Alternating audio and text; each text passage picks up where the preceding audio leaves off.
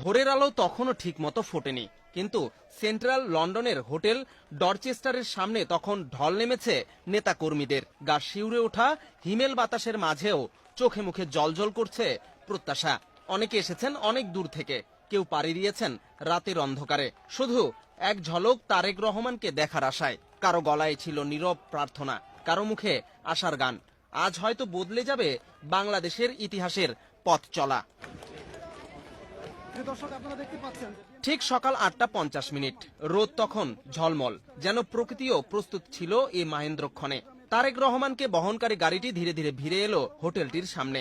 গাড়ির চাকা গড়াতে গড়াতে গতি পায় বাংলাদেশের রাজনীতির ভবিষ্যৎ। গাড়ির স্টিয়ারিং এ ছিলেন জিয়াউর রহমান ফাউন্ডেশনের ইউরোপ সমন্বয়কারী কামাল উদ্দিন।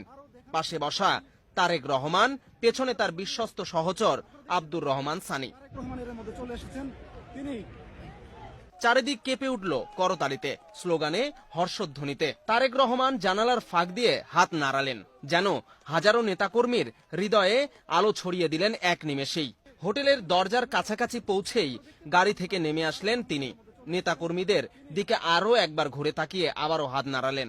আমি তোমাদের মাঝেই আছি। এই কয়েক সেকেন্ডেই যেন দেশের কোটি মানুষের হৃদয়ে কেঁপে উঠল নতুন আশার ঢেউ। তিনি হাত নাড়িয়ে সবাইকে।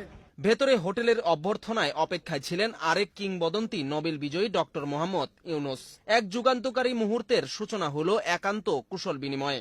এরপর তারেক রহমানের সাথে পরিচয় করিয়ে দেওয়া হয় বিএনপির স্থায়ী কমিটির সদস্য আমির খসরু মাহমুদ চৌধুরী, উপদেষ্টা হুমায়ুন কবির, কামাল উদ্দিন ও ব্যক্তিগত কর্মকর্তা সানির সাথেও। এরপরে শুরু হয় বহু প্রতীক্ষিত বৈঠক।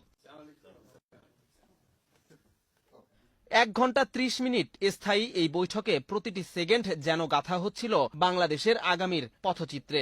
বৈঠক শেষে যখন তারেক রহমান আবার বেরিয়ে এলেন, মুখে সেই স্নিগ্ধ হাসি, তখন কেউ একজন ফিসফিসিয়ে বললেন, ডিল ডান।